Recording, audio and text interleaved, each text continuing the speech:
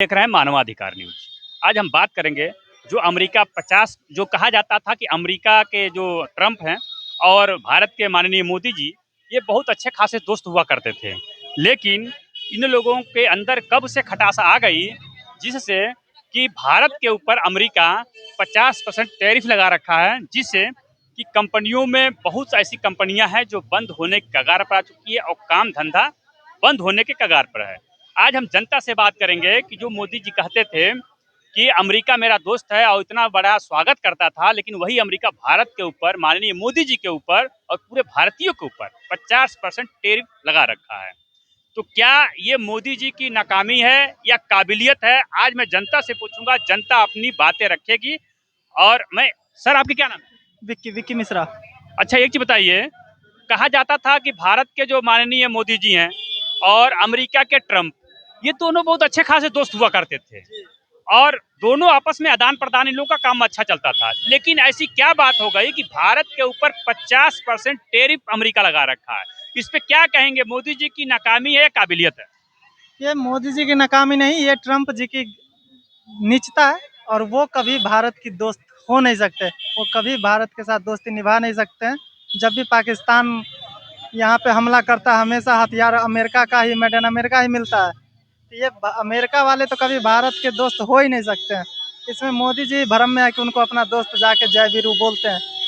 अभी आप देखे होंगे, अभी जो सिंदूर चला यहाँ पे भारत ने किया पाकिस्तान के ऊपर, उसके बाद वहाँ के जो नवाज शरीफ हैं वो पाकिस्तान के, वो गए थे अमेरिका और उनको बहुत अच्छा स्वागत किया गया।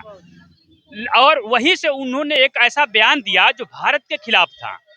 तो इस पे क्या कहेंगे? पाकिस्तान के साथ है अमेरिका या भारत के साथ है, या लड़ाना चाहता है? अमेरिका लड़ाना भी चाहता है और भारत के खिलाफ भी है। भारत के खिलाफ है, इसीलिए वो भारत को लड़ाना भी चाहता है पाकिस्तान से। और स्वागत वो करेगा ही नवाज शरीफ का, पाकिस्तान का भी वो स्वागत करता है। सदैव से भारत का उन जो भी आज तक आतंकवादी हमला हुआ, आतंकवादी का हथियार, जैसे मैं पहले भी बोला, उसी के द्वारा सप्लाई किया जाता है, वो भारत का है ही नहीं। बस मोदी जी ऑपरेशन सिंदूर के बीच अपने आप को सर्वोपरि पर बनने के लिए ट्रंप बोल रहे थे कि मैंने सीज फायर करवाया। ऐसा कुछ भी नहीं है, वो बस बोलता है, कुछ भारत के करने वाला है नहीं, वो भारत का दोस्त भी नहीं है। अभी आप 1971 का युद्ध देखिए जो पाकिस्तान से हुआ, 1962 का युद्ध देखिए और 1992 का भी युद्ध देखिए। इसमें सारे हथियार जो थे अमेरिका के थे एकदम और भारत के साथ सिर्फ कभी भी रूस खड़ा था। हाँ। रूस अपने हथियार को लेकर के, अपने नेवी सेना को लेकर के रूस कभी भी भारत के साथ खड़ा था। लेकिन अभी बीच में जब युद्ध चल रहा था तो उसने, अमेरिका ने कहा कि आप रूस से तेल मत खरीदो, लेकिन प्रधानमंत्री ने रूस से तेल खरीदा और अमेरिका की बात नहीं मानी। तो क्या कहीं ऐसा तो नहीं है इसका बदलाव ले रहा हो? भारत का सच्चा दोस्त रूस ही है। अमेरिका आज मोदी जी के आने के बाद थोड़ा हाथ से हाथ मिला के ट्रंप जी चलने लगे हैं और मोदी से जय वीरू का दोस्ती बना रहे हैं कि हम दोस्त हैं। बाकी ऐसा असली दोस्त रूस ही सदैव से भारत का पुराना दोस्त है।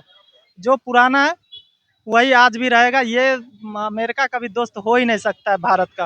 वो भारत से ज़्यादा पाकिस्तान को इम्पोर्टेंस देता है, तो इसलिए वो भारत के हित में है ही नहीं अमेरिका। अभी आप देखे हुए हैं कि भारत के पड़ोसी देश श्रीलंका, पहले वहाँ पे धराशायी हो गया, वहाँ के लोग वहाँ के सरकार को गिरा दिए। उसके बाद पाकिस्तान का इमरान खान को भी जेल में डाला गया, वहाँ भी तख्ता पलट हो गया। हमारा ही पड़ोसी देश बांग्लादेश में हुआ, जो आज भी वहाँ की जो शेख हसीना भी भारत में है, वहाँ भी तख्ता पलट हुआ। और सबसे करीबी हमारा देश नेपाल था।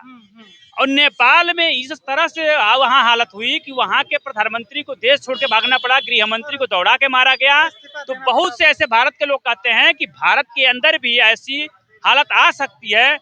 क्या ये लोकतंत्र में और संविधान को रखते हुए और 140 करोड़ जनसंख्या के बीच में क्या ये भारत का हाल कभी हो सकता है ऐसा? नहीं, भविष्य को हम नहीं जानते हैं, लेकिन ऐसा अभी वर्तमान में कोई ऐसी स्थिति नहीं कि भारत को कोई ऐसा नेपाल या बांग्लादेश बना दे।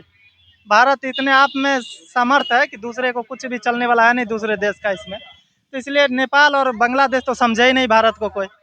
भारत सदैव से वीरों और शेरों को पैदा करता है, तो बांग्लादेश और नेपाल है नहीं भारत। तो भारत को ऐसा कोई स्थिति अभी होने वाली है नहीं, वैसे भविष्य को हम नहीं बता सकते। और एक चीज और है, जो हमारे विपक्षी पार्टियां हैं वो ये कह रही हैं, अब बहुत से ऐसे प्रवक्ता भी हैं, वो ये कह रहे हैं कि हम भारत के अंदर भी इसी तरह से लाएंगे।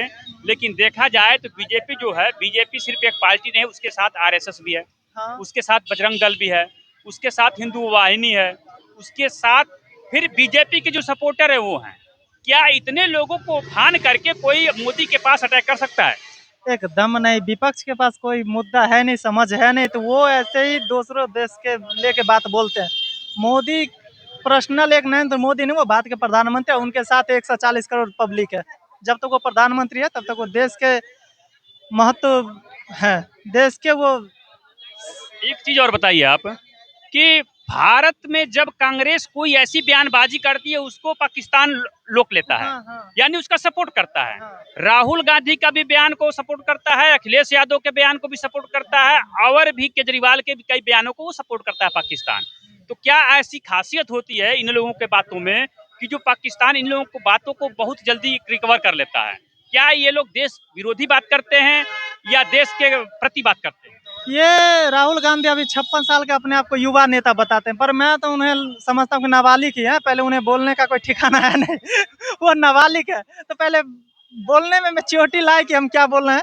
हमारा बोलना सिर्फ विपक्ष के लिए नहीं बल्कि देश के विरोध जा रहा है, तो पहले वो ये सोच के बोले कि हम विपक्ष के खिलाफ नहीं बोले बल्कि देश के खिलाफ बोले। तो उनको समझ नहीं है, पहले इस चीज़ का सोचे, फिर वो। पहले तो विपक्ष में सबसे बड़े प्रतिपक्ष है। चलिए, आप देख रहे हैं एमपीएन न्यूज।